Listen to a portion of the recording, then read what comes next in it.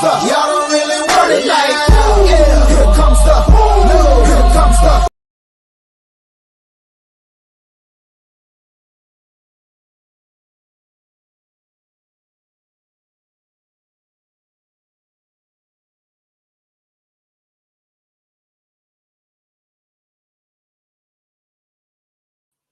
Yo, what is going on, YouTube? Y'all know who it is. It's your boy, Calvin Domingo, aka Steezy A. Smith.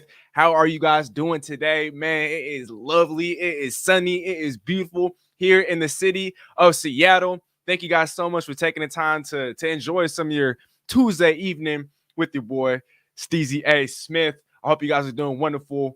Before I do hop on, I do just want to let you guys know I have two very important guests coming on with me. And as I like to call them, two VIGs. One of them you're already familiar with, Mr. Guru from Guru's Film Room, as well as World of Sports Network on YouTube. And then I also have another special guest that you guys have not had the opportunity to meet just yet. His name is Sammy. If you guys are familiar with his work and what he does a lot in the Seattle sports community. Sammy on tap, sports on Seattle tap, Mariners on tap, Seahawks on tap. There's so much going on. There's so much that he's doing in the sports world. And so please, I encourage you guys to follow them, subscribe to them. All the links will be in the description down below. And before we do continue, before we do begin the show, I do want to address some of you guys out there in the comments. So again, thank you so much for taking the time to join us. It's very lovely. It's sunny outside, and so for you to even be spending time with me, I'm grateful. We're grateful. Okay, so let's see who's all in here, man. All right. So my guy Joey was in here before. He was talking about how he was ready. Not Chief. What's up, Steezy? Currently watching the Hawks against Raptors. Hopefully Atlanta can win. Hey, I like Atlanta. I like Ice Trey. I'm gonna be rooting for him as well. The Daily King Lion. Hey, Steezy, what's going on, bro? The Daily King Steezy. Do you think the Hawks will have a top defense this season? So, like we did on the last show, I will address some of the questions towards the end. So be sure to hold on to those up until the very end of the show. Oh, my guy Devin is saying, "Hell no to Cap." Okay. And what's up, Daily Line? Saying what's up again. Brian Roberts, how you doing, bro? Yo, bro, Steezy, what's up? What's up? When can I be in a video? Deadly King Line, DM me, hit me up again. I'll definitely bring you on sometime soon. I'd love to bring you on. Life and Sports Talk with Jay. Yo, bro, what's up, bro? Sammy and our special guest, Sammy. I'll be there in a moment. Let's go. Yes, sir. Yes, he will. And it's okay. Yes, up, Steezy. How did you come up with your name? All right, so this is the one question I will address before I start to address the other questions later on. So how to come up with my name? You know, all right, so I'm gonna try to keep this short, but throughout high school, right, I had the name Cal Steezy, and I think it was my senior year of high school. People were starting to, they were a little tired of having to say Cal Steezy, and so for short, they would call me Steezy. And it was in high school later on in my senior year when I took my first journalism class ever. That's when I decided that, you know what, this is what I want to do, for a living. This is who I am. This isn't who I am. It's just what I do. It doesn't define me, but I want to talk sports, and I want to be able to broadcast that. I want to be able to put that out there, and yeah. So Steezy, everyone started calling me Steezy. As we all know, Stephen A. Smith is very synonymous with sports, especially in the sports world. And Stephen A. Smith is somebody that I aspire to be, somebody that I respect, someone that I look up to in this industry, somebody that when I look at him, he's at the top of the throne. He is, like I said, his name is synonymous with sports, and so I'm still a big Stephen A. fan. I watched all of his work. I've read a lot of his work, and so I was just like, you know what? Like, I'm trying to create a name for myself. Why not combine Steezy with with the A. Smith, Stephen A. Smith? And I'm not gonna lie, I think Steezy, there's a little bit more swagger to that than Stephen. And so I was just like, in a way, it might sound like I'm kind of, I guess, biting off of Stephen A. Smith, but it is my own version. So Steezy A. Smith. And forgive me if I'm pronouncing this wrong. Is it Sajin or is it Sajin? I'm sorry if I'm saying that wrong, if I'm butchering your name, but that's actually how I got my name. Marcos, what's good, Steezy? What's up, bro? How you doing? Paul Shine, yo, Steezy, what do you think record is next season? I'm saying 8-9 at the least everywhere. I'm seeing 5-12. We'll get into that in just a second, Paul Shine. So hold off on that question. Tyler Blue is asking or saying, I'd say roll Drew Lock as a proven season, then go after a quarterback in next year's draft because there's a lot of options with the ninth pick this year, with quarterback not being so evident. Okay. Okay. 32-bit, one of the networks that I represent. What's up, y'all? I don't know who's on, but hey, I hope you guys are doing well. And thank you for taking time to tune in. The first one. So is it Syjan? Syjan? I hope I'm saying that right. Steezy Smith name is fire. Hey, I appreciate that, bro. I mean, you guys know a thing or two. Um, but okay, hey, I think without further ado, y'all, I'm not gonna keep him waiting any longer. So, like I said, my good friend Sammy, he does a whole lot in the Seattle sports community, not just even in the Seattle sports community. If I looked at it correctly, I went on his website. They cover all sorts of sports. Him and his brother, they do a whole bunch, like I said. So please be sure to show them some love, show them some support. Again, the descriptions will be, or the links to the descriptions will be in my description down below. Twitter, Instagram also has a huge following. He definitely knows what he's talking about. But please welcome Sammy to the show. What's good? How you doing? Hey, what's good, bro? How you doing, bro? How you feeling? Feeling good, man. How about yourself? Man, and like I said at the top of the show, bro, it's sunny out here in Seattle. I know you had just kind of touched down. What was it, from Houston? Yeah, from Houston to Phoenix right now. Houston to Phoenix. So you're in Phoenix right now? Yeah, so I got the sunshine going too. Okay, hey, well, it's always sunny over there, right? It is. Man, I got to say, bro, I apologize. I know you're just getting off a flight, but I really appreciate you for taking the time. I got to just get straight into it, though, bro. Did you have a chance to watch Colin Kaepernick's workout this past weekend? The one at Michigan? Yes, sir. Yes. I got like, of course, the little snippets on Twitter and stuff. I didn't get to catch the whole thing. I ended up watching, I feel like, more of that Tyler Lockett Kaepernick video, right, more than I ended up watching the workout at Michigan. But I've been watching some of the tape, yes. Well, bro. Oh, actually, no. Wrong question. Any takeaways? Not just from the showing at Michigan, but what he was able to do with the Tyler Lockett, and just all the workouts that he's posted. Do you think he deserves at least somewhat of a shot? Yeah. Okay. So for me, this is oh man, did I lose myself? For me, I think this is a little bit of an interesting situation when it comes to the Kaepernick situation. I think we might have lost Steezy for a second, but I'm going to just roll with this for now for him. So with the Kaepernick situation, for me, I'm just kind of in that spot where I don't know if he's what the Seahawks need, but I think he's probably ready for at least a backup role. So for me, it's kind of a tough situation in that sense. I don't necessarily think that he's 100%, what the Seahawks need. We don't need a veteran maybe necessarily right now that, keep us afloat. I actually think sticking with Drew Lock might be a decent situation because if Drew Lock somehow develops and we get better, that's chill. If not, then we'll be batting draft a quarterback. But I do think Kaepernick, if he's, really ready, he deserves a shot. I was holding it down for you in the meantime. I think I lost you, but I was holding it down. Hey, I apologize, but I had to step out for a second. For me, bro, I had a chance to watch some of that workout, and bro, I was impressed with the velocity, the touch, the accuracy, the deep ball. And I understand it's been 5 years since he's been in the league. I understand his last year as a starter, he went 1-10, but the situation around him wasn't very optimal. I understand there's also a risk as it pertains to, how rusty is he going to be? Is he still competent enough as a quarterback? But like you said, bro, I'm not talking about, or I don't think anyone is talking about bringing him in as a starter for the Seattle Seahawks. Yeah. It's not like that. When you look at our roster right now, Drew Lock, Geno Smith hasn't even re-signed yet. And so right now our quarterbacks are Jacob Eason, is it? And then Drew Lock. Yeah, it's not a great quarterback room. So exactly, to say the least, right? And yeah, ultimately, I do expect Seattle, as do you. I'm pretty sure we expect Seattle to take a rookie, in the draft later this month. But I think that you can't do any wrong with bringing in a veteran like a Colin Kaepernick and have him compete with the Drew Lock, a rookie Geno. Yeah, and so that's the thing. I think if they re-sign Geno, I think bringing Kaepernick might be a little bit of a complicated situation, right? But right now, if Geno's not re-signed, Kaepernick would kind of fit that exact role that Geno was in or has been in. So I don't necessarily see what would be wrong with it. Now, like you said too, as we will emphasize, I don't know if, bringing him I don't think anybody's talking about bringing him as a starter, right? He hasn't played in a while. That doesn't necessarily make any sense. So I do think he deserves a chance. And now I think there's two sides to this too. There's the side of the Seahawks. Okay, like even if I don't know necessarily if he's the right fit for the Seahawks, he still deserves a chance somewhere in the league, right? I mean, maybe the Seahawks, my only thing is maybe the Seahawks are just like, screw it, we're just trying to be bad and get draft a quarterback, and we don't even want a veteran quarterback because, some teams might actually do that just to be bad and, get a good draft pick. In that case, I could see why the Seahawks say we don't really necessarily want to bring in a guy that might have potential of being good for a year or two or like keeping us afloat.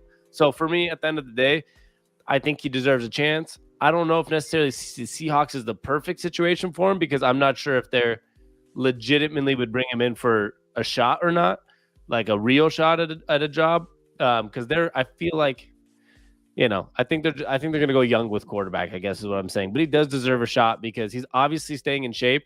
And no matter what you think about the kneeling and all that stuff, I think this is really important is at the end of the day, it seems like he is pretty set on not letting that become a situation where he's bothering anybody with it, right? So I think at the end of the day, whether you like the kneeling, don't like the kneeling, whatever, he's made it pretty clear he's focused on football and he just wants to come in and compete for a job. So for the people that get pissed off about Kaepernick, like I think he's made it pretty clear that he's focused on football right now. So I feel like even the side that gets mad at Kaepernick, there's nothing to be mad about anymore. Like he's going to try to get a job and follow what the team was.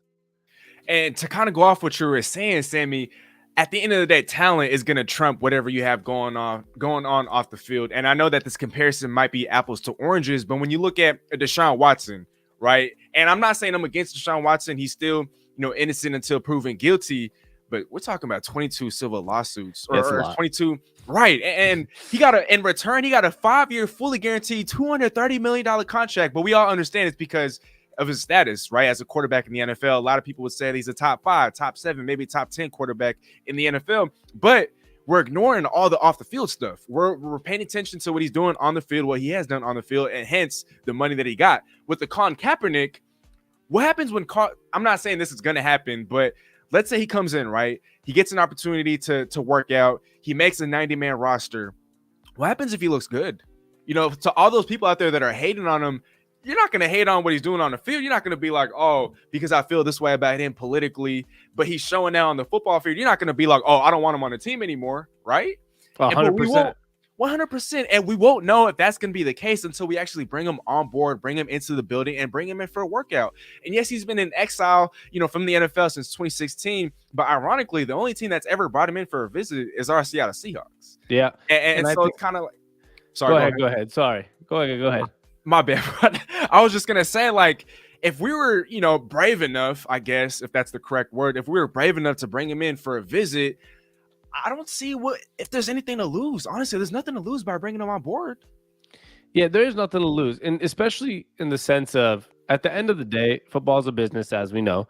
And like you said, Deshaun Watson, because he's good enough, we kind of let everything go for now. So at the end of the day, when it comes to Colin Kaepernick, if he gets a chance with the Seahawks or whatever team it is and gets a workout, if he's not good enough, he's just going to end up getting cut or taken off the roster. And I think we're just going to have to accept that. So I guess the only scenario would be people could be worried about bad publicity or something. If, like, oh, Seahawks, we picked them up and then we decided to cut him, like, oh, they didn't give him a fair shot. Like, no, nobody would. I don't think a team like the Seahawks would bring him in without giving him a fair shot. So I feel like if he comes in, he's going to get a shot. And if he's not good enough anymore, then that he's probably just not going to be on a team. And if he is good enough, like any other scenario, whatever you're doing off field or whatever distraction some people might think it is, you're going to get your shot. And I think the Seahawks are a good team for that too. And Pete Carroll, actually, interestingly enough, just on top of everything, spoke out, I think it was yesterday or it was 2 days ago, whatever it was, about like minority coaches in the NFL too, and saying owners need to start giving a chance to more minority coaches and different things in the NFL. So he's, one of those guys that's kind of ahead of the trend and understands that, there are some things that need to be changed and certain people need to get chances in this league.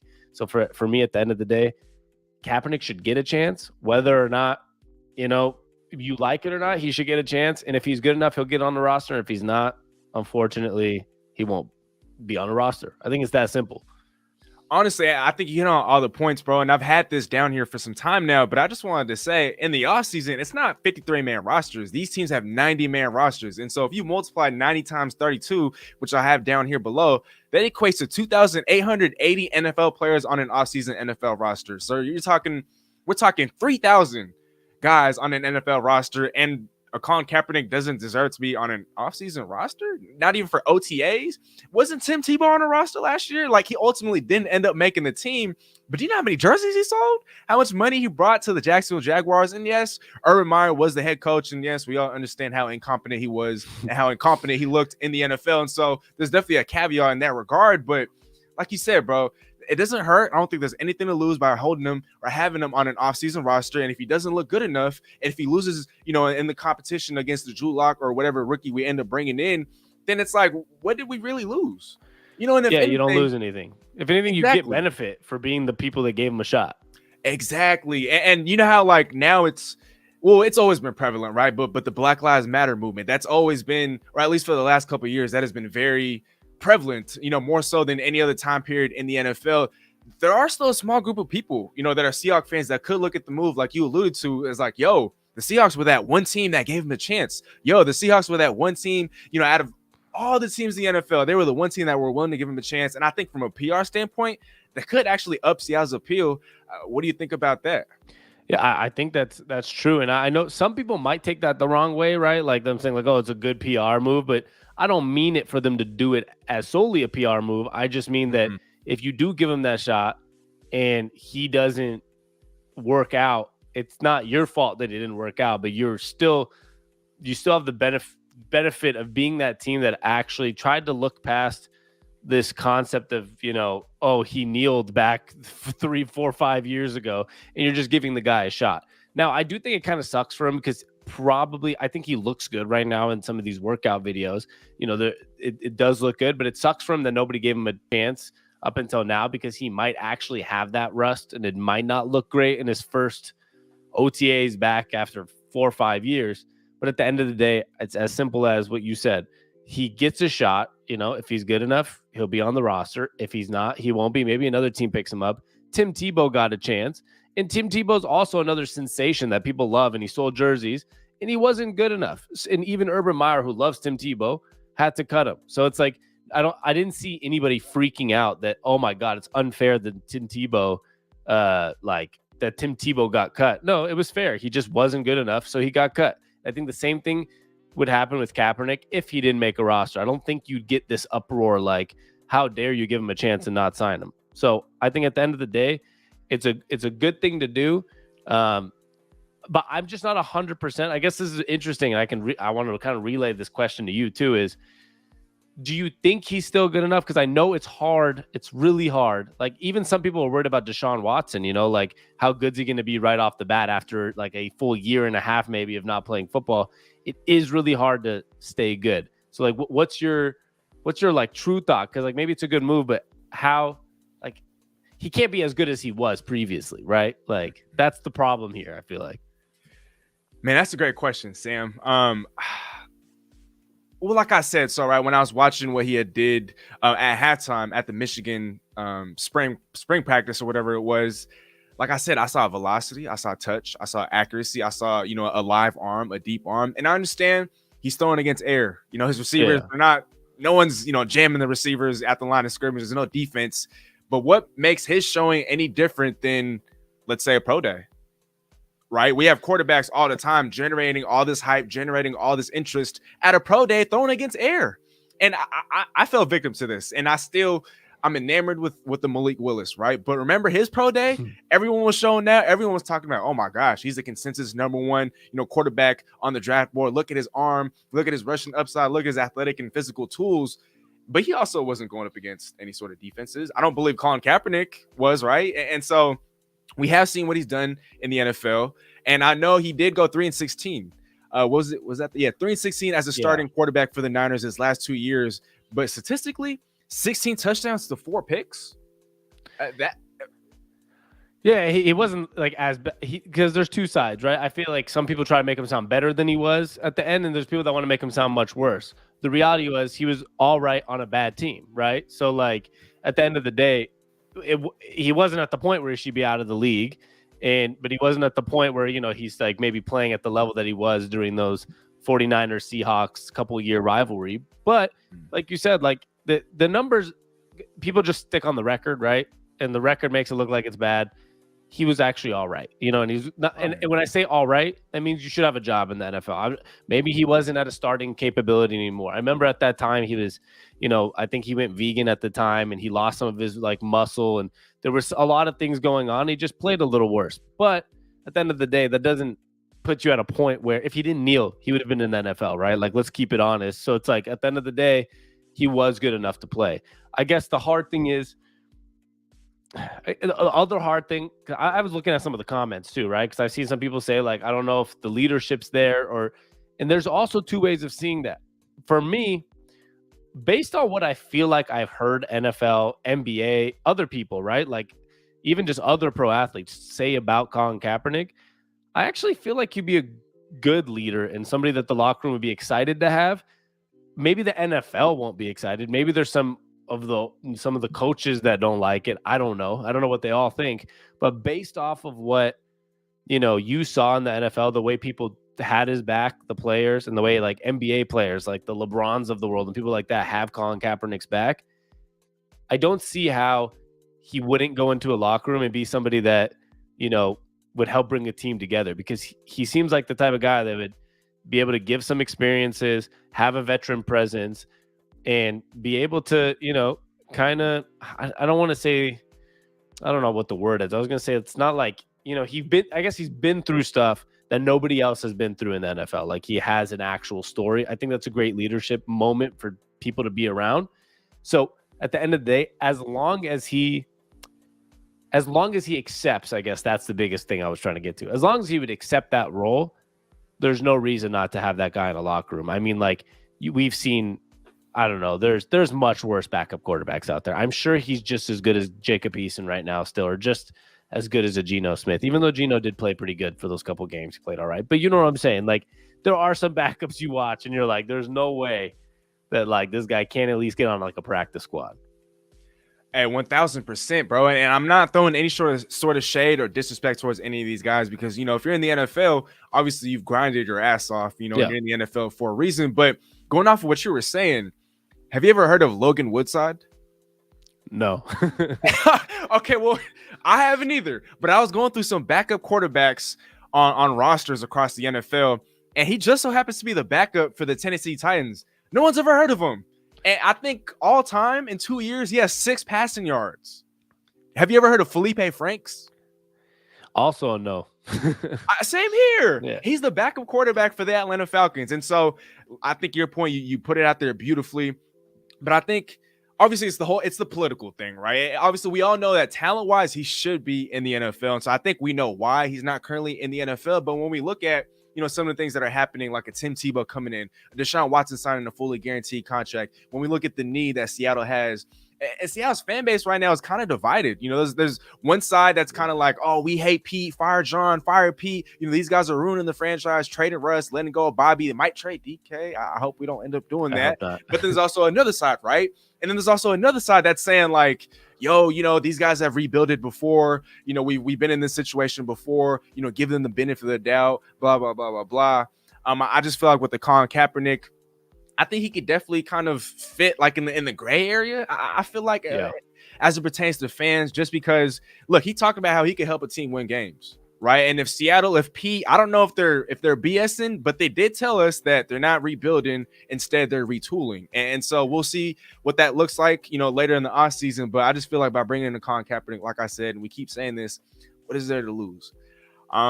But before we transition to the next topic, I do have another guest that we're gonna bring on. Sam, this might look unprofessional, but how much longer do I have with you? I'll stay on for I can go another like 10-20 minutes if you need another me 10, right 20 now. minutes. Okay, okay. So I do want to bring on my next guest, and then I feel like the conversation, the banter between us three, it'll be very, very fun. So Guru, I hope you're ready, my brother. But I've had him on the show. You guys know who he is. It's the G to the U to the R to the U, the ultimate film master. He doesn't just cover the Seahawks; he covers literally everything and anything. Please show my man some love. The link to his YouTube channel will be in the description down below, as is Sammy's. I didn't have a chance to put all of Sammy's socials in there because he has so much, like I said. But be sure to follow him on Twitter, and I'll give him a chance to shout himself out. Actually, you want to shout yourself out real quick, but I don't think I gave you an opportunity to plug yourself. I appreciate that. It's just Sammy on tap. If you want to find me anywhere, it's SAMI. I spell it a little different, but Sammy on tap. And if you follow me there, we do run a lot of Seattle sports pages. But for the main page, if you look up SONT Seattle, it's short for Sports on Tap Seattle. So look up SONT Seattle on like Instagram, Facebook, TikTok, Twitter, anywhere. You'll find all our Seattle stuff there, including like the team specific stuff. So just check us out over there. I love my Seattle sports, Seattle sports guy through and through. And I appreciate anybody that shows us support. And I appreciate you having me on. And I'm excited to continue this conversation. Yes, sir, Sammy. Hey, again, thank you, bro. And yeah, to everyone out there, please show him some love. I've been trying to get him on the show for a while now. So, I do want to come back on future shows. But without further ado, my guy, Guru, the OG, please bring him on board. Ladies and gentlemen, Guru. Oh, man, this guy, man, I appreciate you, man. I appreciate you. Hey, I'm going to get you my wedding. I'm going to get you my funeral. I'm talking about that introduction, homie. Jeez, man, only mama could do better than that. God damn. Woo! I appreciate it. Got me hyped, man. I was sitting there like one of them WWF, like, let me come here. Let me come out.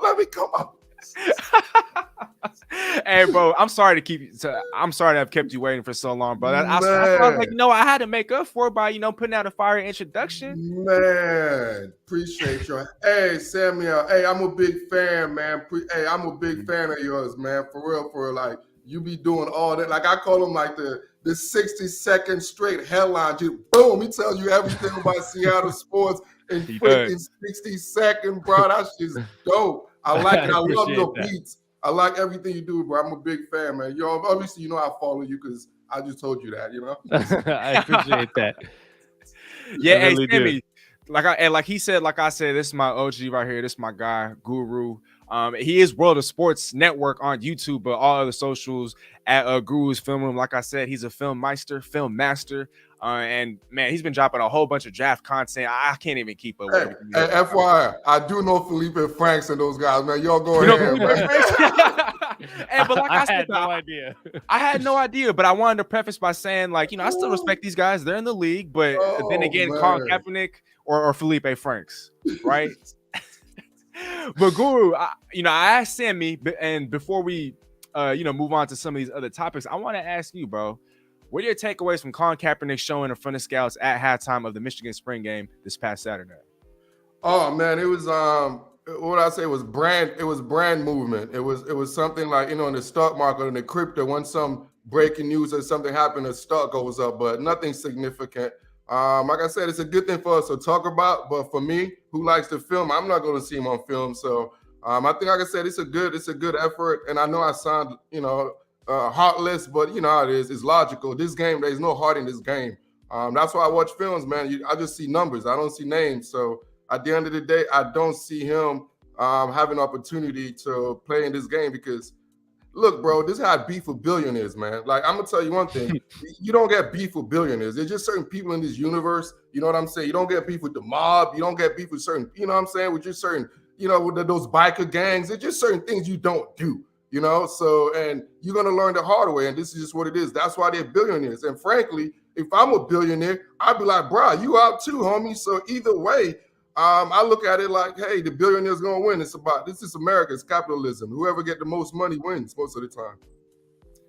Okay, so politically, right? And I talked about this earlier. Obviously, political issues and whatnot, that's kind of what's keeping them away from the NFL. Are you saying that he's able, as far as talent, he's still talented enough to be in the NFL, but because of political reasons, he's not and won't be? Yeah, absolutely. Exactly what you said. Talent-wise, yeah, he's able to be I don't know if he's able to be on a 50-man roster, 53-man roster, but he's able to be, on the 90-man. Like, I believe that. But obviously, I don't know about 53. But yeah, he could be a camp body. He could be one of those guys thrown out the combine. You know what I'm saying? Get a shot when somebody's resting it. Or one of those, you know, the NBA, they call them then 30-day contract guys. In the NFL, they call them camp bodies. So yeah, man, he deserves a chance to be a camp body. Yeah. But at the end of the day, when you think about a quarterback, especially being a backup quarterback, like nobody's supposed to know who you are. You know, that's the main, just like you mentioned, Felipe Franks and those guys, that's who a backup quarterback is. And at the end of the day, Colin Kaepernick, he brings a little bit more than the NFL cares about. Yeah, okay, so my bad, Sam, go ahead. I want to just follow up one thing that he said, because please do. What I do find interesting, I guess, is, I do think that he probably was good enough to be in, like I said before, it sucks for him that he was out for 3-4 years, whatever it was, right? Like, that obviously doesn't help. And obviously, when you get on the billionaire's bad side, you're right, that doesn't do anything for you. But the one interesting thing is what you just said at the end there, which was, at the end of the day, people don't know backups. And I guess that I didn't even think of it that way. And now it's kind of getting me back to my Tim Tebow thoughts that we were talking about earlier. Tim Tebow, not politically, but he's a distraction in the sense of he's overly famous maybe to be a backup quarterback at one point in his career, where he was, probably good enough to be on a roster and be a good locker room guy, but he was too much of a public figure to be the backup. And I feel like, if I'm not mistaken, Guru, that's kind of the same exact example, right? Like, forget the political side and the pissing off the billionaires, but in a sense of, some teams might not want the cameras like they did on Tim Tebow. He was the backup for I don't even remember who it was, like the Jets, and they were filming him shirtless. Remember that, in the rain? And it was just like, all the cameras were on Tim Tebow as a backup. So I feel like, based on what you're saying, I feel like it's the same thing with Kaepernick. They maybe wouldn't want all the cameras on your second or third string guy in the middle of the season. Absolutely, man. Now you hit that on the jackpot. Like, one thing is, the quarterback position, man, is the most ego. Like, I'm telling y'all this, those are the most ego people in all of sports, over basketball players, over any athletes other than the soccer players, the European soccer players. But other than them, the quarterbacks, bro, it's like they got the biggest ego, because it's all about the individual. They control everything. They're control addicts. You know what I mean? So in a situation like that, imagine if you're a starter, you're QB1, and then your backup get more fame and you'll get more attention, and that rubbed you up the wrong way just because of your ego. That don't work the right way. That's why you saw the Brett Favre didn't do well with the Aaron Rodgers transition. You see and Tom Brady do well with Jimmy G's situation. So it's just a big old ego about it. And just like the Carson Wentz didn't do well in a situation when the backup was having more shine. So that don't work well. You can't have ego in a situation like that in a quarterback position. Heck no. The number one has to get all the question answered. He got to have everything, because just like in high school, we all played, or however level we played, is the quarterback's team. But Guru, who is the QB1 with an ego on the Seahawks? Because I don't think Drew Lock is going to be that guy. I don't think he has any sort of ego that he's working with. Geno Smith hasn't even re-signed. Jacob Eason, don't get me started with him. There's not really any sort of egos that he's going to be pushing the battle now, is there? I mean, put it like this. One thing Drew Lock knows for sure, guarantee, this is his ego, he's going to get opportunity. Mm-hmm. That's guaranteed.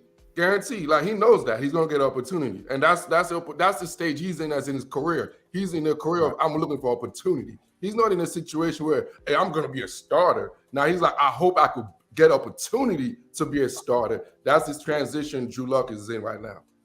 Okay, so Guru, Sammy and I think we both agree that Colin Kaepernick, hopefully we bring him onto the 90-man roster, have him compete, see what he can do against a Drew Lock, Geno Smith, if we end up re-signing him. I want to ask you, if you were John Schneider and Pete Carroll, would you at least bring him on for a workout and then hopefully sign him to a 90-man, have him compete, and then see what happens from there? Or are you just going to stay away from it altogether? Man, look, I'm a football guy to the fullest. I live and die by the football situation.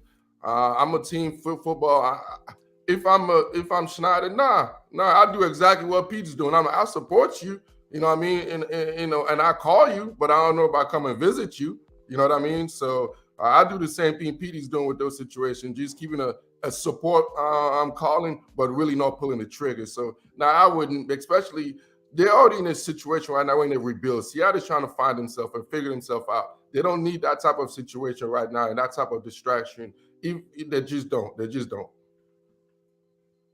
And obviously, you all know there's even a bigger situation of obviously with the ownership. It's bigger than just Pete and Schneider right here. The ownership situation in Seattle right now is messed up as far as that transition going on. It's a mess right now. I'm sure you guys are aware of that. So that's really has been a major, major situation why Colin Kaepernick won't even come in this situation because that mess right there, the national media don't want to talk about. They got to clean that mess up as far as the ownership. Who's going to actually own this team in Seattle?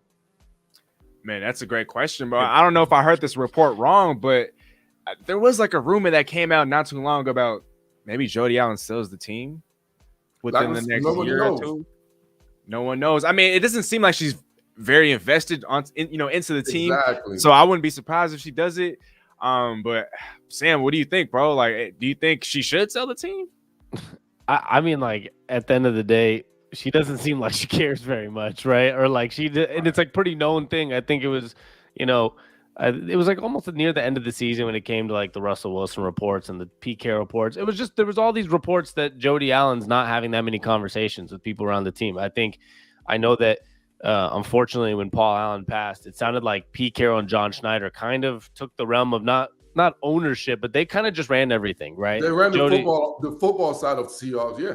Yeah, and there was no one above them to kind of like be accountable. She just doesn't care that much. Like that's just the reality. So honestly, it would not be a bad thing if she sells the team, because as long as it's obviously to a good owner, you never know these days. Sometimes you get some of these owners and they're nuts, but sometimes they're great. Like who knows? So it wouldn't be an awful thing if she sold the team, but because it does. I think Guru, you said something that's really important, including within the Colin Kaepernick situation and kind of everything Seahawks in general is there's a lot of decisions that are kind of tough to make when you don't necessarily have a great connection from ownership to GM to coach. And they had that back in the day with Paul Allen and Schneider and Carroll. And that's when we're doing really well. Right now, there is no connection. Like there's no ladder in that sense of that way. So that makes it tougher. And I think that, maybe that played a role in the Russell Wilson type of stuff and the direction of the team and different things, because at the end of the day, I think the structure has been lost. And, you might be right. Somebody like Jody Allen and like the ownership situation in Seattle, that might cause somebody like a Kaepernick, right? Like you're saying in that situation, she probably doesn't care about the Kaepernick situation, but to the point where like, I'm not trying to deal with no PR. I don't even care that much about this team. Don't bring them in. Like that would be, if I was an owner that didn't really care that much and I just got inherited a team, the last thing I'd want is my I guess coach and GM to bring in a guy that's going to bring us a lot of publicity, and some in a good way, some in a bad way, depending on the people. Right. So it is an interesting point. I think it's just a hard point that, to always capture in the sense of, Colin Kaepernick is like, we've been talking about this all day. He probably is good enough to be on a 90-man roster, on a practice squad, maybe a backup, but you've kind of swayed me on the side of realizing, I guess, why most likely it can't happen in Seattle from multiple viewpoints, and especially the ownership situation. She's probably not trying to deal with, a backup quarterback coming in and being bigger in the PR sense than whoever their starter is, which would be tough for an owner that doesn't care, I guess. Okay, well, I understand what you guys are saying, but trading Russ, that looks bad PR-wise, right? Releasing Bobby without telling them directly that he was going to be released, that looks bad PR-wise. So are you guys saying that by bringing in a Colin Kaepernick, that's just going to add even more negative attention? That's not. I don't necessarily think that's bad PR. That's business. You know what I mean? Okay. Like you could form that into business. You could form that into transactional NFL business. You get value out of it. I don't necessarily think it's the bad PR. You could sway that as, and like we just harping on it without the ownership. Basically, whatever Schneider and Pete feels, it's a dictatorship. Honestly, to be real with y'all, Pete runs the show. It's not even Schneider. I'm gonna be. Oh yeah, 100%. Pete runs the show. So it's whatever Pete wants, however Pete feels, and Schneider's gonna be like, okay, Pete, sure, let's do this. Hey, cheers. You know what I'm saying? Let's go chill at Dino's and just cheers. You know what I'm saying? So that's what they do over there. And to be honest with you, is a Pete show. And Russ knows that. Russ knew that, and Russ is a smart dude. So yeah, so like I was telling you, I was doing my content for the last year. Russ had to go. Russ already checked out. He knew there was no one, because like just any quarterback that's that caliber, you have to have some type of like the owner is always the barrier. You always go like Brady did. You always go to the owner like, hey, the coach is doing this. You need that second voice. But Seattle didn't have that no more. You know what I'm saying? Now Russ is just like, oh, who do I talk to? Oh, guess who? It's Pete. That's who you have your problem with. That was never going to work. That's why I knew it was never going to work. The only thing that would save it was if the owner would have been like, just like what old boy did in New England, said, hey, y'all settle down, let's finish this contract and let's move on. And then I'm going to choose who I'm going to fire or who's going to go next year. But when Pete was Russ knew Pete was the owner, like Pete was in charge. Jody was not going to fire Pete. Like we all said, she don't care. She don't want to be in a situation of hiring and doing work right now. She just want to sit back and chill.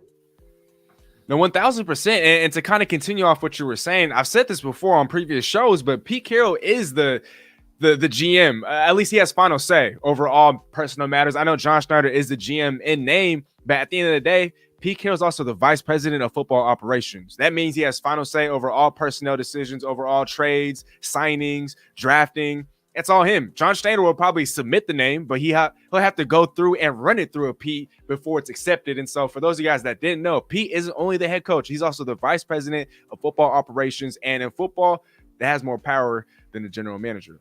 Sammy, any last thoughts before we transition? Not too many. I just, like I said, I do think my final statement on this Colin Kaepernick situation is he probably is good enough.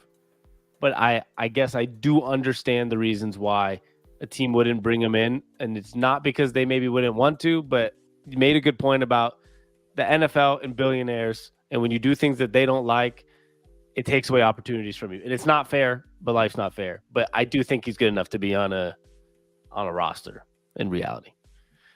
Okay. And then Guru, so you're saying that Colin Kaepernick, shouldn't be the guy? Is that a fair way to kind of phrase it? Shouldn't be a guy in Seattle. Shouldn't be a guy anywhere. Anywhere, okay. Oh, no, in Seattle. Oh, no, he won't be the guy in Seattle. Oh, heck no. Oh, okay, absolutely not. Absolutely not, man. While we're on that, though, and Sammy, I want to ask you too, but who's your ideal QB1 for the Seattle Seahawks come the season?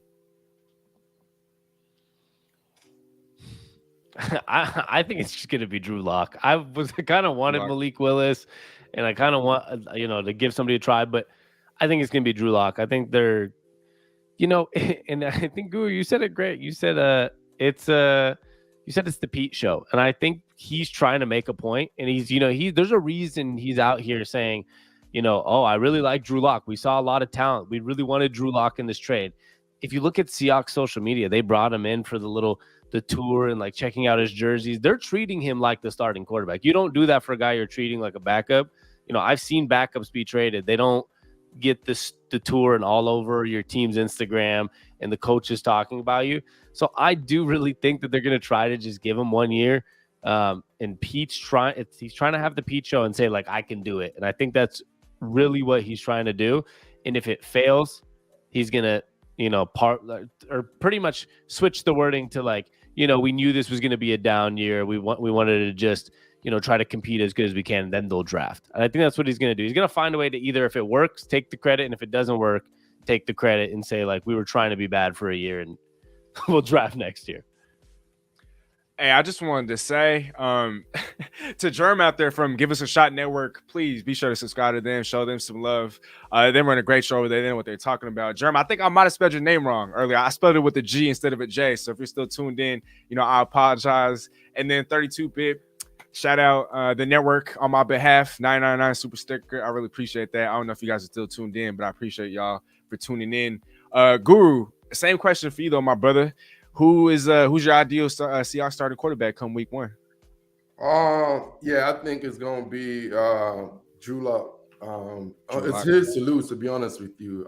Bearing any type of injury or situation, I I've been following Pete for a long time, bro. Like I'm a big fan of Pete. Like I'm a cover 3 guy like Pete. So Pete has been a guy like I really been following for decades, you know. And like he built the same way, and it's the same routine, man. Like nothing have changed. And as he's about to rebuild, he's rebuilding the same way, bro. You see it coming.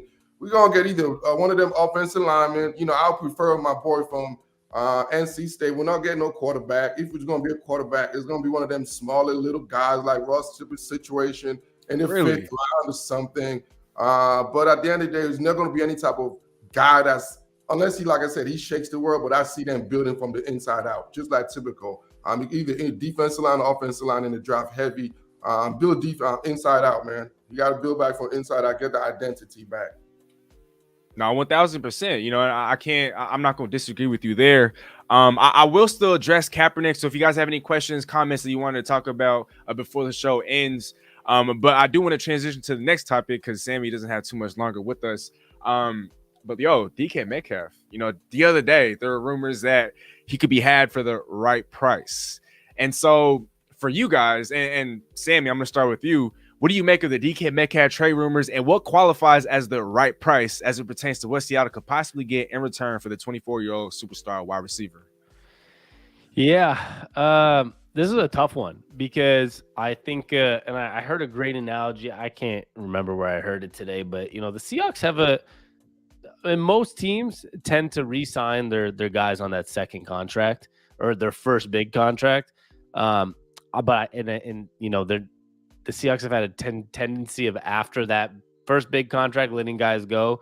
So I feel like they're going to make this work with DK, but I think the right price is really confusing in this scenario because it's a wide receiver and it's not like, you know, I think DK is a guy that's becoming a superstar and some could consider him a superstar, but he's not Devontae Adams or Tyreek Hill. You know, he might be getting there eventually, but that's not exactly who he is. I think, I don't know. We only got 2 first-round picks for Russell Wilson, and I know I say only, but so what are you going to get for a wide receiver, right? You're not going to get a load of first-round picks probably for DK Metcalf. So I don't know what the right price is. Like, I struggle with that one a lot. I just think at the end of the day, the Seahawks are going to re-sign them. I think they're just scared with that market that they saw, the way Devontae Adams is getting paid and the way that Tyreek Hill got paid and a lot of these receivers are getting paid, because it's hard to win Super Bowls once you're paying your receivers, you know, in the $100 million range or paying receivers $20 million a year. It's really tough to build around that. So I don't have an answer to what the right, like, I usually have a lot on my mind. I usually have a lot to say, but I don't know what the right price is because I still don't even feel like we got the right price for Russell Wilson. So what are you going to get for a receiver? I think they just need to re-sign him. And if for some reason the Seahawks continue to be bad, you can probably trade him for a decent price within the next year or two. So I guess that's my answer, but I just say re-sign him because you're not getting like first round picks for him. So why get rid of him now? He'd be great for a guy like Drew Lock. I stand by you. I can't wait to go on this little rant of mine, but before I go ahead and do that, Guru, talk to me, my brother. Oh man, I definitely don't stand by you. Absolutely not. Oh, I'm running away from you from that thought, but hey, Sam is my best friend too, man. So you my best friend. I gotta talk to you like my best friend, homie. I like it. This is how you're wrong with this. First of all, like I keep telling you, y'all are analyzing the thing all wrong, man. You gotta look at the creator. You gotta look at the cook. Y'all looking at the meal, like, oh man, look at the meal. No, you gotta look at the cook. Who's cooking the meal right here, man? So the way Pete Carroll builds situation is, no, he don't want those type of guys on his team as far as especially wide receivers. He believes he can make wide receivers a dime a dozen. Most of the great receivers in Pete Carroll's era have been undrafted free agents. There is no freaking way. Tyler Lockett was one of those special guys because he had an emotional relationship. There was some emotional equity with Pete and Tyler. So there's a little bit different with that situation. But with DK and that, oh, absolutely not, man. And no. You get rid of that. Because at the end of the day, the offense, the Seahawks are trying to run. The offense, Pete and them are trying to run. They don't need a guy like a DK. And to be honest with you guys, I don't honestly believe DK is even – his numbers look good, but as far as I don't believe he's a top 5 receiver in this league. Honestly, I really don't. I really honestly don't believe. I honestly don't think he's a top 7 receiver in this league. To be honest with you, his numbers is look inflated to me. He's one of those that's inflated. But as far as like agility and being a pure receiver, that type of dude, y'all are more homegrown Seattle. What I see on films, tell the truth, bro, I don't know, man. He's very good, but I don't know if he's that guy. No, hey, look, 1,000%. Sammy, did you want to say something before? Yeah, I want to say that is my. I feel you on this because my point was that he's hard to pay $20 million a year, right? Like a Tyreek Hill or Devontae Adams. I think that's what's freaking Seattle out. But I want to ask you myself, is that what is a right price to them? Because for me, like I said, I don't even feel like we got the right price for Russell Wilson. So what are you going to get for DK? Why let a guy that has potential to be that top, 5 to 7, whatever receiver in the NFL? What are we going to let him walk for? A 3rd-round pick? Like what's the, I don't know what to do in that situation. Because the value, because it's about what you could cook. It's about what fits your style. You know what I mean? On Pete Carroll's style, we're talking about the Seahawks and what Pete Carroll likes to build because he's a Pete Carroll's team. You know what I mean? You don't need that. You don't spend money on receivers. Y'all seen it, Dougie Fresh. Y'all seen the great Seattle teams, man. Like, I'm not just saying this. You don't pay those guys. Those guys were always underpaid. Even Tyler Lockett making 12, 13. That ain't nothing, bro, for what he brings. Pete don't do that type of stuff, man. He always, even the dude from before Golden Tate, like he gets receivers in his offense. You don't need that. You don't need a $15 million, $20 million type of receivers. No. And he will never do that. That's why it's the best time to, if you don't want to trade DK, it's the best time because right now he's hot. You know what I'm saying? Right now he has potential. But when we see him and Drew Luck, how he's going to suck next year, then all of a sudden everything's going to go back down. So put it like this. Right now, DK, like you said, he has great potential. Until next year when we're going to be like, there's no Russ. Oh, shit. DK, you're really not that good. Oh, my God. Russ was throwing you pillows. Oh, now you ain't going to make pillows. Now you actually got to stretch and make receivers. You got to do toe tap drag. You got to do stuff other receivers do that I don't think you have the hips flexibility and any of that stuff that you could possibly do. You think you're a freaking He-Man. You think you're damn Hacksaw Jim Duggan playing wide receivers. I'm sorry, bro. It's just not. I've seen it before. It's called David Boston.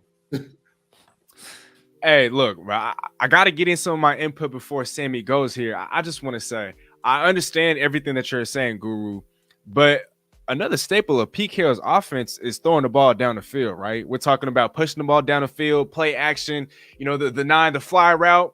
He needs somebody that could go deep. You take away DK Metcalf, who runs a 4.3 40-yard dash at 6'4", 235 pounds. We're talking about a generational talent that's been compared to Megatron. First of all, I understand he's not top 5, he's not top 7. He might not even be a top 10 receiver at his position, but this dude is 1 year older than me. In the NFL, when they hand out contracts, they're not paying for what you've done in the past. They pay for future production.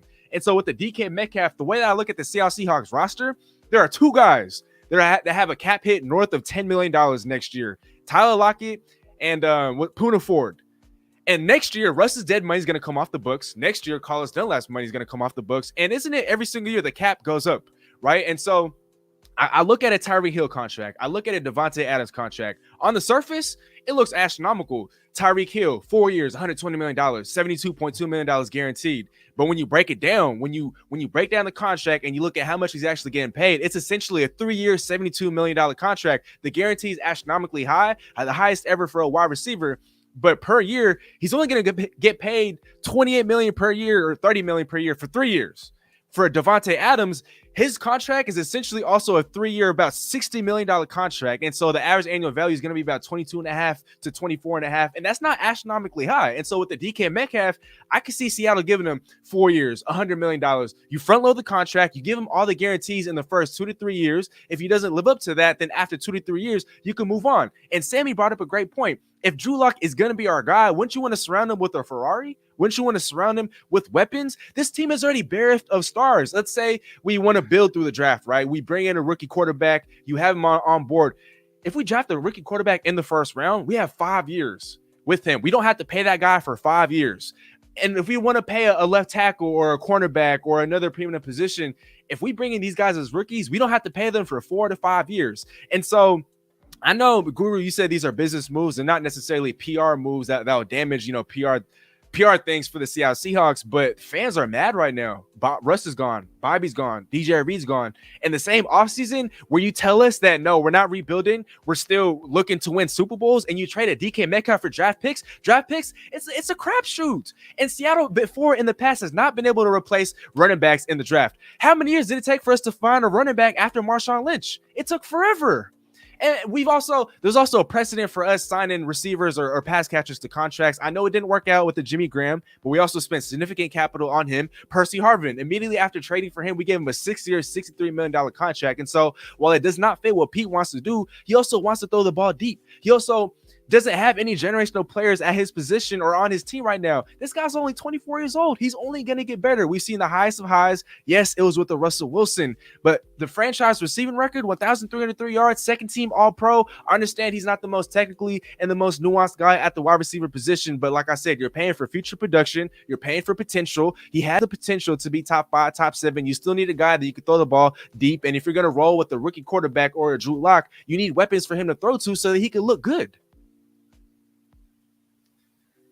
I got a little more ammo, but I'm gonna save some of that. I agree. I agree with it. I mean, that's my thing. Is like I know that DK might not be Megatron or might not be Devontae Adams, it might not be a Tyreek Hill, but at the end of the day, like with Drew Lock, you got to give him some weapons. And I know you might have to overpay DK a little bit. Like it's the market right now, but at the end of the day, I feel like a lot of the times when we see these contracts that feel overpriced for a lot of people, it ends up when the cap starts getting bigger and bigger every year. It ends up being, remember when Kirk Cousins signed like that $84 million contract and everyone lost their shit and was like, oh my God, the Kirk Cousins 80, whatever it was, because it was guaranteed. Now that's a small contract, right? I know he got an extension after that, but that's like nothing compared to some of the money people are getting now. And all the time, I feel like the money's just going up and up and up and up. So I feel like a guy like DK, he's a young guy. He's 24. He wants to be in Seattle. We have a great receiving core when it comes to Lockett and with DK. I don't know why you wouldn't give Drew Lock that. Like, if you're going to give him the keys to the car, like this is at least give him a shot to be good. I just don't know why. I don't know what the benefit of trading him for a few measly draft picks is. And I think that's where we agree here. It's like the draft picks are, like, who knows? Well, what if we get a bad 3rd round draft pick and you lose DK Metcalf? Was that really the option we were looking for? Well, the thing about this situation, Pete, and everything is with as far as the organizational structure. One thing about being a GM and being a head coach is head coach think about, I got to think about now. Oh, we got to win games. Oh, I got to win this every Sunday. Let's go win games. Yeah. You know what a GM cares about? Yo, I got a 3 to 5 year plan. All right, this is what we finna do this year. This is what we finna do that year. So now, if you have one guy that's doing the same job, listen, there's no way you could deviate from those two. You can't have that quality and can't think about the 3 to 5 year plan. So I don't know what this is a good thing about me being an outsider coming in. I love getting on the Seahawks shows because I'm a DC guy, so I'm a Washington football. I know about trash. So when I see trash, I know trash. And I see trash coming before it comes. So I've been seeing this. I'm like, look, bro, this is about to be, I see what's about to happen, bro. I see what's about to happen here. Pete and them, they don't mind to be honest with y'all, but in life, people show you more than they tell you, dude. I don't care what they're saying. I don't even listen to that nonsense. That's why I watch the transactional report. You notice how when you see transactional report, there's no talking, you just read. Because I don't need to listen to that. Is when you have a Drew Lock, you and I both know you don't got to be a John Schneider. We all don't got to be a football genius to know Drew Lock is not it. Yes, because he's in y'all's team, y'all could be like, oh, maybe they could change him. Maybe we could do it. No, bro, he's not it. He's not it. He's not it. You could pray. Yes, I wish I win the Powerball, and there's a possibility I could win the Powerball, but how likely is that going to happen? Yes, there's a shot. Yeah, Drew Lock could be good, but come on, if he's good, he won't got embarrassed like the way he just did. He's closer to Carson Wentz type trash than he's going to be. So what this is, it's a rebuilding. It's a process, few years. That's what this is. They don't care. This is a dime. Nobody cares. They're collecting. They're collecting value as far as draft. That's what they're trying. That's what they're trying to do, because then they're going to use that as far for leverage, for resources, for movement.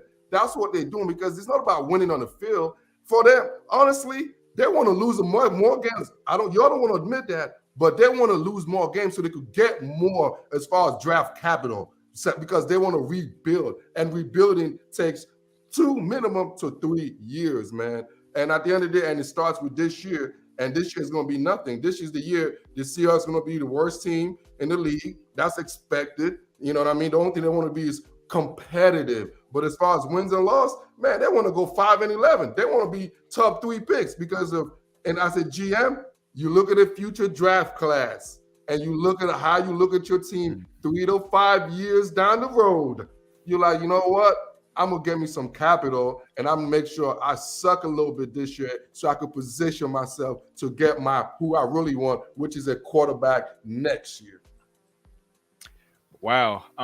Real quick before Sammy chimes in here, but bro, DK is a foundational piece. 24 years old. At 24 years old, he's not.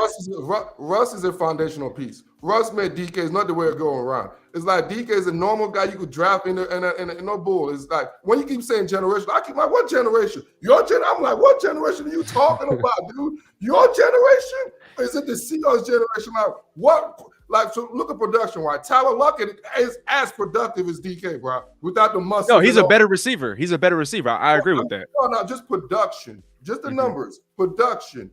And look at it. And I mean, frankly, I don't think DK is going to be. I think DK is more quarterback driven. He had Russ, and unless he got another guy that's caliber, he's never going to have another great years or career projecting you're looking for without that dude. No receiver don't have that quarterback. They're not going to be that dude. Man, wow.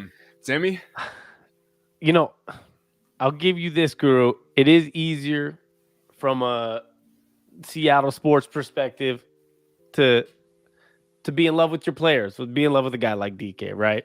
The hard thing here is, one, I mean, I still want him on the team. I think I don't know if I'd go as far as saying he's a generational piece, because I do agree foundational. With My bad. Foundational. Foundational. Okay, but I see, because I don't. But at the end of the day, you need the quarterback. So that's the tough thing. I guess, at the end of the day, on both sides here, is at the end of the day, it depends what this rebuild really means, right?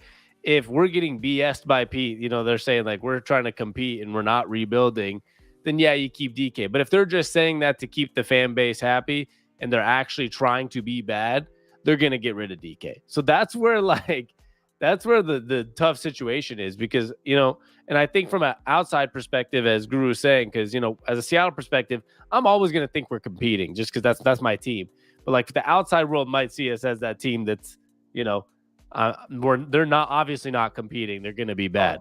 That's where I kind of can see both sides here, because, there's probably Washington Commander fans that are like, oh, we got McLaurin, we got Carson Wentz is going to be throwing them the ball now. They're going to be okay. And, from my perspective, I'm like, there's a reason he was on the Eagles and Colts. There was a reason he got moved twice in the last 2 years. Yeah. You like Carson who? Tough. What? Yeah. So that's what's tough, right? Yeah. It's like, yeah, your quarterback's been moved twice. I've It's the seen same it reason. Before. Many times, many years. I got a little bit of experience with that, man. Like this is, you've seen it plenty of times, man. They're going through a rebuilding. And it starts with, they're going to start from fresh, just like how they did previously. That's how they're going to start, like how they started previously. Their intention was never to get a Russ. It was just an accident. Their intention was to develop from the offensive line. Who they like Russell Okung to a couple of guys, and then the defensive guy. I mean, they really, really started from the inside out. And then they traded for a couple of pieces here and there. That's all. Like, I expect y'all to, I mean, in this division, bro, if the Seahawks win 6 games this year, bro, kudos to Pete, dog. For real, kudos to Pete. Man, I hope they do. I'd say I'm willing to put the ceiling at 7 victories. I wouldn't bet on that. I'm not putting money on that. But I do want to respect my guy Sammy's time here, Guru. We can stick around for just a couple more minutes Yes, afterward sir. if you want to, or if you can. But Sammy, hold on, let me remove this comment real quick. Let me see. Sammy, bro, please plug yourself. Tell the people where to find you, how to get at you, and again, thanks for hopping on, bro. But the floor is yours. You can find me at Sammy on Tap. It's SAMI on Tap. You'll see everything that I'm doing over there. I appreciate any support for real, and I really appreciate you guys having me on. And it's good to meet you, Guru, and hopefully we can all do something again together in the near future. Maybe sometime I'll even host a little YouTube live, and we'll all do something together. I enjoy our conversation, so I really appreciate it.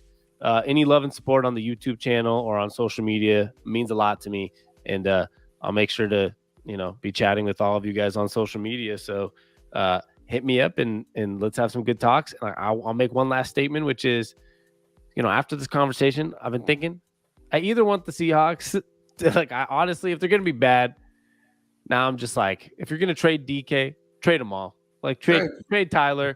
It's either keep DK and let's just try to build right now and do this, or just trade them all, right? And let's win one game. Let's be the Jaguars and let's get the next Trevor Lawrence, Bryce Young. Because there's nothing worse than watching a 7-win football team. When you said the ceiling 7 wins, man, I kind of just got a little dizzy. I was like, damn, yeah, I have to 7 wins. That's the worst team to watch ever, right? That's the last. I'd rather be awful.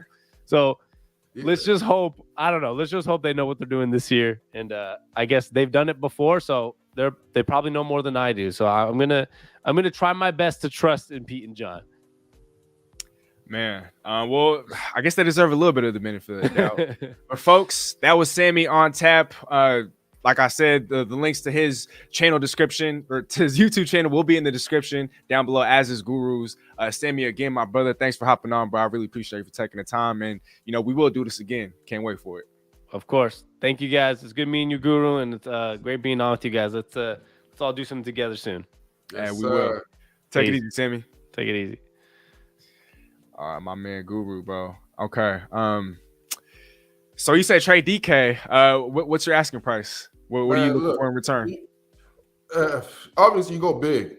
See who you always got to see who's going to be the sucker. There's always suckers out there that need commodity. You could always find the Miami Dolphins, a team that, we're just a DK Metcalf away or some nonsense. You might sucker the Eagles or something. They're like, put Jalen Hurts. Oh, never mind. I think somebody already sucker the Eagles. What, New Orleans? Somebody sucker the Eagles or the Eagles. Yeah, it was the Saints. Or the Saints suck. Some of these suckers. There's always a sucker in this league. That's one thing about the NFL, man. There's always going to be a sucker owner or sucker GM that's desperate for a guy like a DK. Like, oh yeah, bring him in. So yeah, there's that opportunity. Yeah, you can get a first round for him. Absolutely. Right now, as long as he don't play with Drew Luck. Because every game he plays with Drew Luck, his value keep going like this. DK? Yes, that's who. All right, Guru. So let me ask you this, bro. So you said Drew Lock is probably going to be the starting quarterback, right? Absolutely, yeah. Yeah, we're going to run the football, right? That's obviously the foundation of the team. That's what Pete wants to do. But at some point, you're going to have to pass the ball. So with no DK, let's say he's traded, who's Drew Lock going to be thrown to? And is Drew Lock really going to be set up for success with no receivers around him? Hey, the funny thing is, there was one time I was in Washington, D.C., right? And there was this one team in the Pacific Northwest. There was some receiver called Doug Baldwin. There was some receiver called I don't know. I don't even know his other name is. What is his name?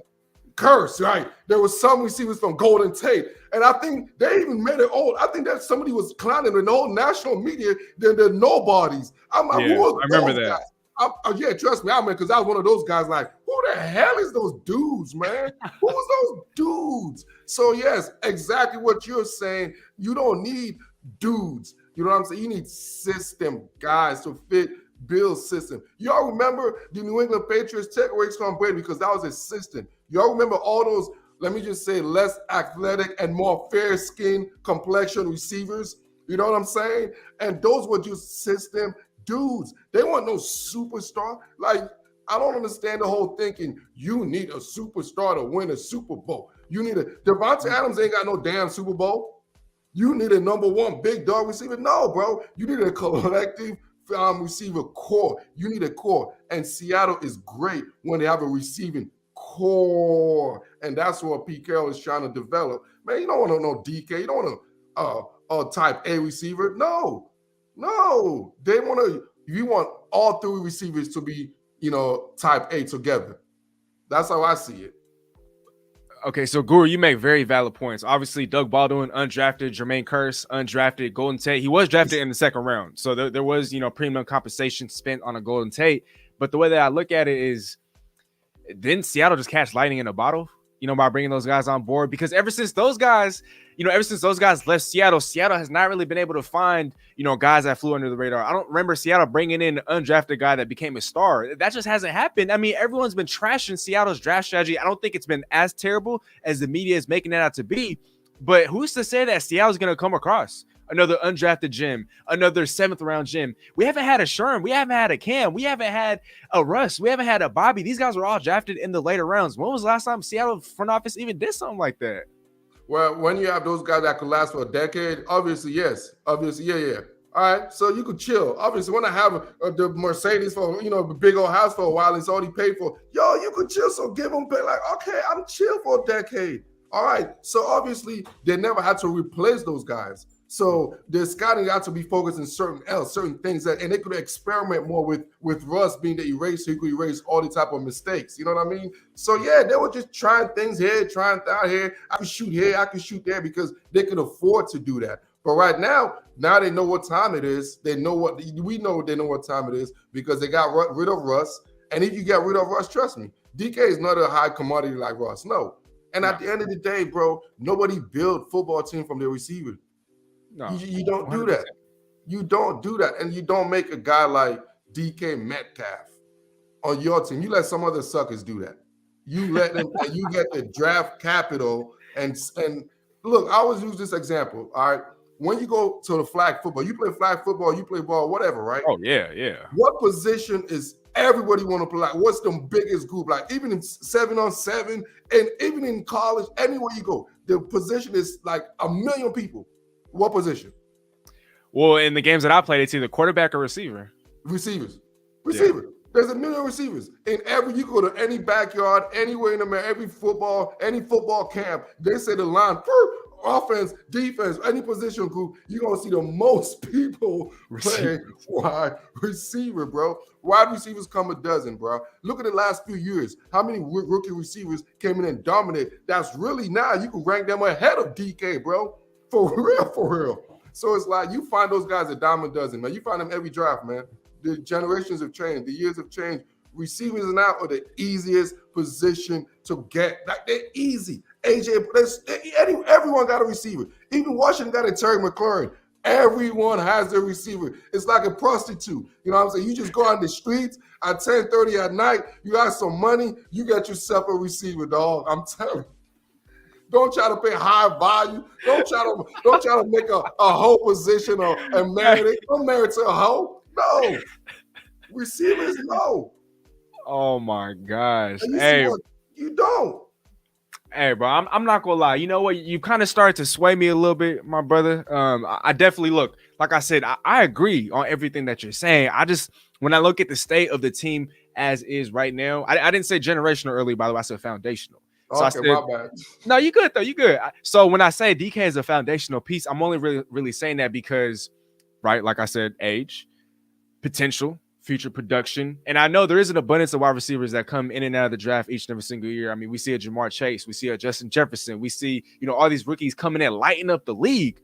But I don't know. I guess maybe it's the fan in me. Maybe it's more fan than analyst or journalist really working or really at play. Because DK, you don't care about the Seattle organization. You care about DK Metcalf's bank account. There you go. Okay, hey, how about this then, Guru? What if he doesn't ask for 25 plus? What if he's okay with just 20 mil? What if he's okay with 4 years, $80 million? You still not doing that?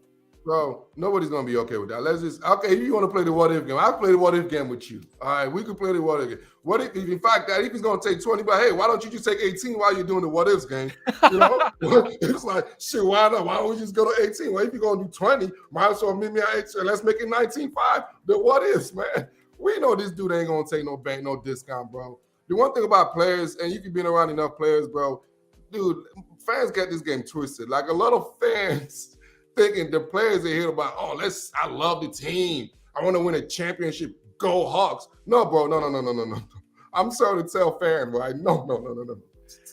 You know, I'll have the opportunity, you know what I'm saying, to be in that little spectrum. And no. It's about money. It's about this. This comes first. It comes number 1, number 2, number 3, number 4, number 5. And it's about ego. You know what I mean? If you believe you're top 3, top 4, bro, somebody's gonna pay because there's 32 suckers in this league, man. You can find one of them. 32 suckers owners. You're gonna find one of them. I mean, the Commander is one of them. Exactly. And why do you think every team I need to dump any players? Hey, go to Washington. Oh yeah, we'll take him. Yeah, duh, that's the first call you do. Hey, Dan, I got something for you. Oh yeah, I'll give you 3 first rounder. Cool. Okay. Hey, Guru. All right, so I want to play the what if game just one more time. Or this might even be the hypothetical game. But let's say, or no, let me ask you first. Do you think Jerry Rice is the greatest receiver of all time? This is how I look at things, bro. Honestly, this is me. I don't think football started till 1990. That's what I mean. Football in the 80s, that's cool. 70s, maybe starting in the 80s, that's when it was really becoming. But honestly, football to me really ain't started till 19. Now, those guys, I respect them. I definitely don't respect any of the damn football players in the 70s, 60s, and when it was like, you know, you couldn't even, you know, they segregate you from going into the game. Nah, man, that ain't the world champion. That's just segregated championship. You know what I'm saying? I don't care for those. So as far as the 90s, that's when I feel like the generation shift as far as desegregation, as far as kids, the best kids going into every type of school. Because when I went into concept like in the late 70s, so that's why I say the 90s to me is when football started. That's when you really started seeing. Obviously, you see a correlation. That's when you see the football, the volume of football fanship just went up. So with that said, no, I don't think he's the best because I don't think football was. I didn't care about football back then. So who's the greatest receiver of all time, though, in your eyes? That's tough, man. I got a couple, man. It's like I can't say one, to be honest with you. It's just different. It's what you like, man. You know, green apple, red apple, it's still damn apples. You know what I'm saying? Right, just give me 3 names, though. 3 names. All right. Obviously, T.O. is one of the greatest generational 2 receivers like I've seen. And Randy, obviously, is Randy. T.O. Randy by far the top 2 in my time I've seen. And I'm gonna be honest with you, and I think Larry Fitzgerald. Ooh. Hey, no, he master technician, class personified. I'm not going to argue there. I'm not going to push back. Yeah, and he wasn't a diva, right? Because we see all these star receivers are all divas. He's the complete opposite of a diva. Best hands, one of the best hands I've seen since Prince Carter, man. Unbelievable. Facts, 100%. So I'm not even going to argue with that, my brother. All right, but now that I've asked you that, so if you were running the Seahawks, right, and you had either Larry Fitzgerald, Randy Moss, Terrell Owens, any of them, and he was going to be a free agent. And so in the last year of his contract, you're seeing all these wide receivers get paid. You're talking about how you don't need to pay wide receivers anymore, but we're talking about these 3 elite talents. Any of them, would you pay them what they're asking? And FYI too, and I forgot Calvin Johnson is going to be up there too. But yeah. So to answer that question, no. You know why? How many Super Bowls have those guys we just named have? Just let me know. I'm just gonna sit here. Let me know how many Super Bowls they have in your hand. Man, I think 0.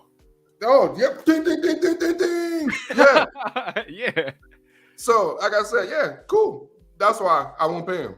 Because what are you gonna do? You're gonna be what? You're gonna have a bunch of guys coming to the stand. I'm a team guy. Yeah, the guru. I'm a capitalist. Yeah, you could call me that. I'm about the team. I'm about the ownership. Because people, when you watch this game, bro, people think it's the players that really dictate the game. No, it's the ownership. It's from ownership down.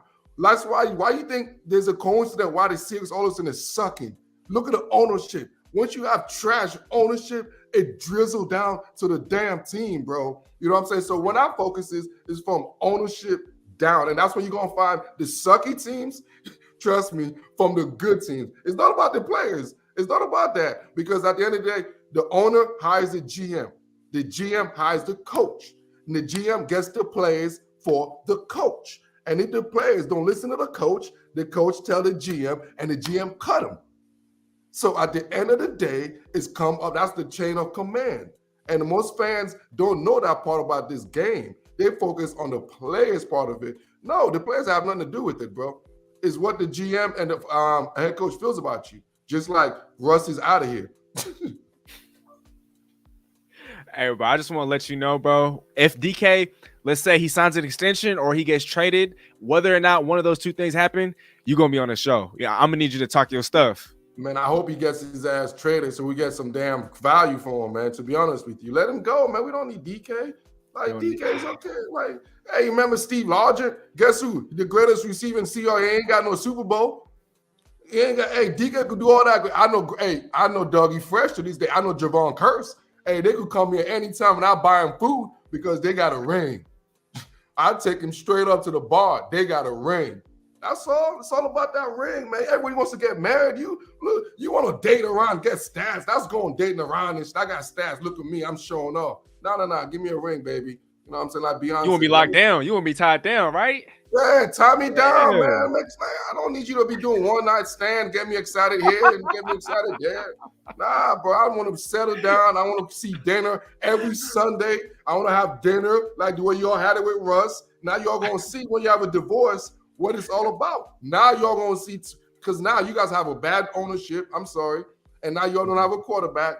Welcome to life of a Washington football team fan. Welcome. And I've seen this coming. Welcome. Buckle up your seatbelt. It's going to be a long, hopefully for you shorter than me, because I've been waiting for the last 25 years. It's going to be a long. Oh, my God. It's going to be a long couple seasons for you. It's going to be long. Hey, we've been spoiled. We've been spoiled for who knows for the last, 10, 11 years. So, it's all good. 15 years, for real. Good. Hey, you said this before, bro. Sometimes you gotta take a couple steps backward to eventually move forward again, right? And so, look, I just want to say this. I'm gonna repeat myself. If DK either gets extended or traded, you're gonna be the first guest that I hit up. I'm gonna need you on that show that day. But yeah, it's just gonna be depressed hours. It's gonna be sad hours here in Seattle if that day does come. Hey, can you still hear me, Guru? You still there? Oh, he kind of froze up for a little bit.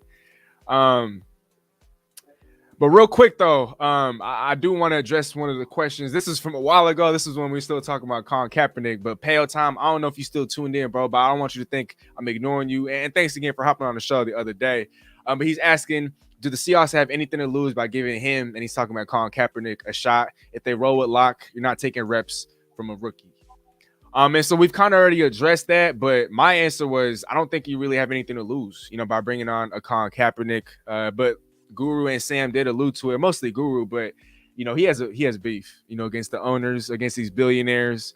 And so for that and for other political reasons, that's probably why he's not going to be, on a team. I hope I'm wrong though. I hope I'm wrong. But Guru, any final thoughts on that?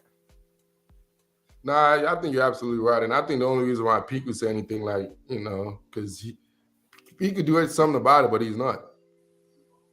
Okay. That just showed it all. Like, no, he's not. Sorry. It is what it is, man. Damn, brother. Hey, I guess this is what happens when you hop on the Seahawks show, bro. But damn, everybody flaming you. Hold on. Mr. Rod talking about disagree with Guru about everything. Hell Guru yeah. tripping, LOL, love you, but you tripping. Yeah, bad take from him. Hope he gets traded. Worst take ever. Damn. Hey, y'all need to show my. Oh, damn. Hey, I love it. That's how you're supposed to be, man. I was like this before, man. I was like, trust me, I was there. That's why I'm bald-headed. Hey, but somebody's on your side though, bro. Stupid to keep him if he's not going to be used properly. So there it is. And somebody's saying, gotta be Jack Turner. Gotta be honest. I straight up don't want to see a receiving core street clothes. Oh. And then that dude, stupid to trade a rising superstar that hasn't even begun to peak when at only 24 years old. Ridiculously bad take. Oh, wow. That dude, Drew Lock sucks. Stop getting your hopes up on him. Exactly that dude.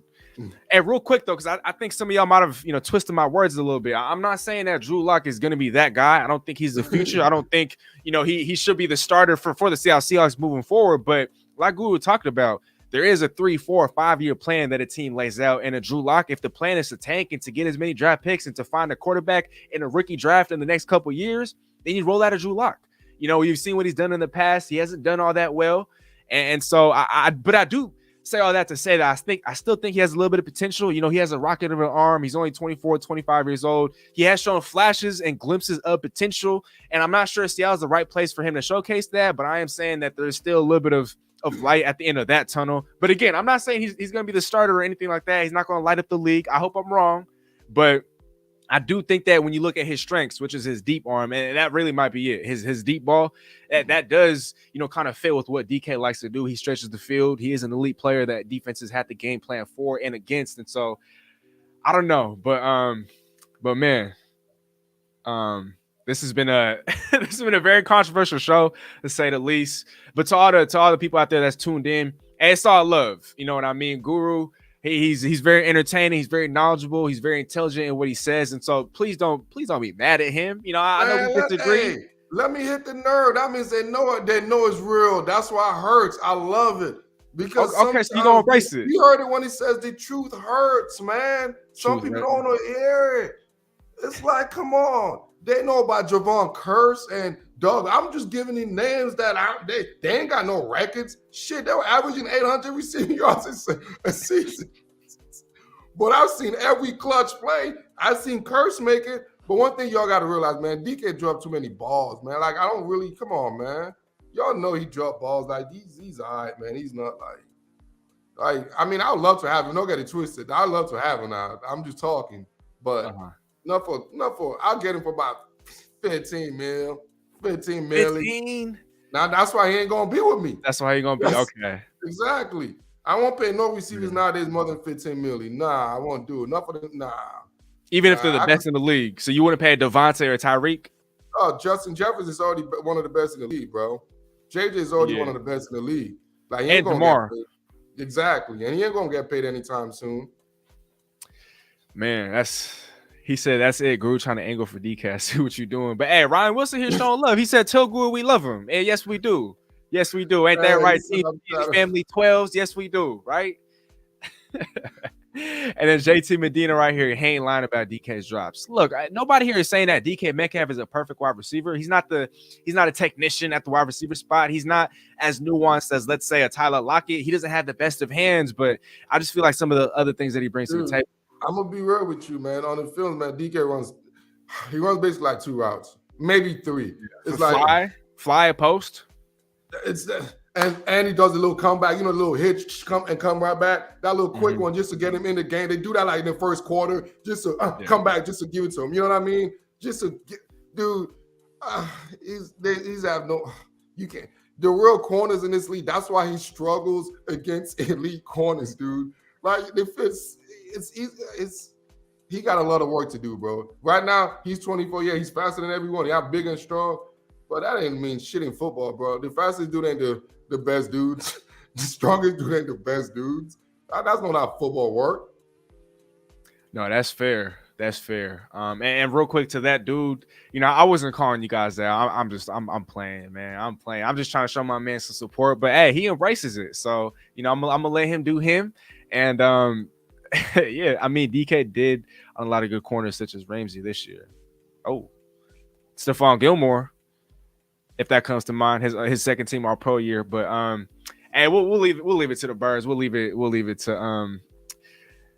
it to the Birds, right? I don't like the Seahawks, man. You know, I love the Seahawks, man. You know, I love them. You know, don't get it twisted. I'm like, tell people like this, like, I'm African. Let me let them know this. I know you guys are American. Y'all will believe in one wife. And no, I'm African. I believe in having multiple wives. So I believe in having multiple teams. Y'all want to be dedicated to one team. No, bro, not me. Some cultures, you could have multiple women and it's all right.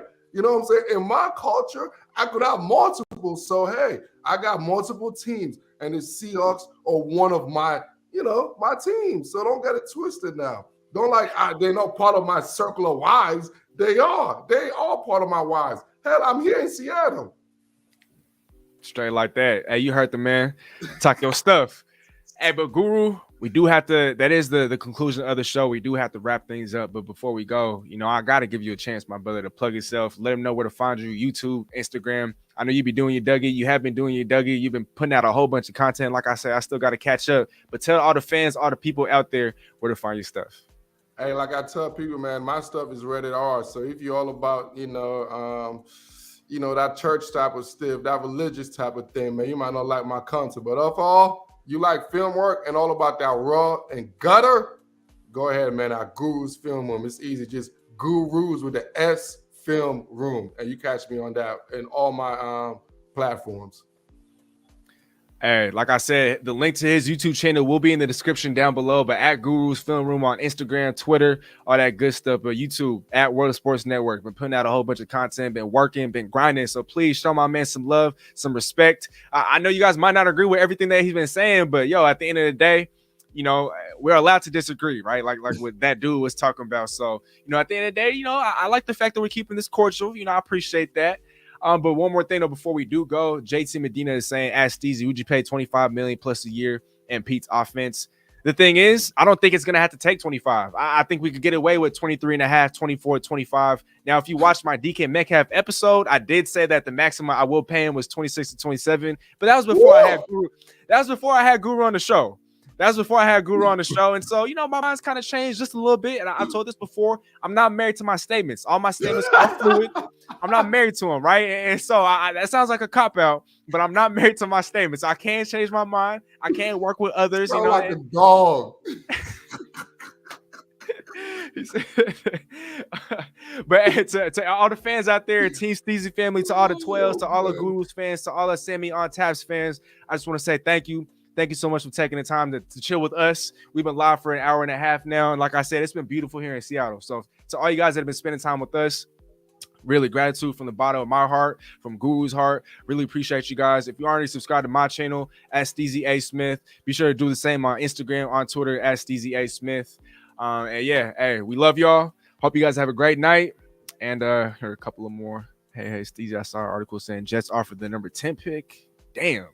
And if the Jets offered us a 10 pick, I might really seriously entertain. I might entertain that. I might entertain that. Oh, I feel you now. I feel you all these choices. And sometimes it'll take a little bit of convincing, but you know, you can persuade me. It's just gonna take a little bit of effort. You got to try. You know what I mean? Oh man. Ryan Wilson saying, "Peace out, Steezy and Guru."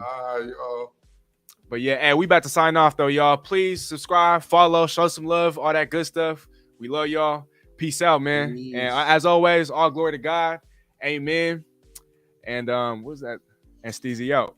Again, this video is going to be dedicated to Mr. Todd Nas. While that concludes this video, we have loads of other content. You don't have to stop watching there. Other content on our channel homepage, as well as our social media platforms. And again, don't forget to hit that subscribe button for us. Tell a friend and tell a friend. Nothing but love, and Steezy out.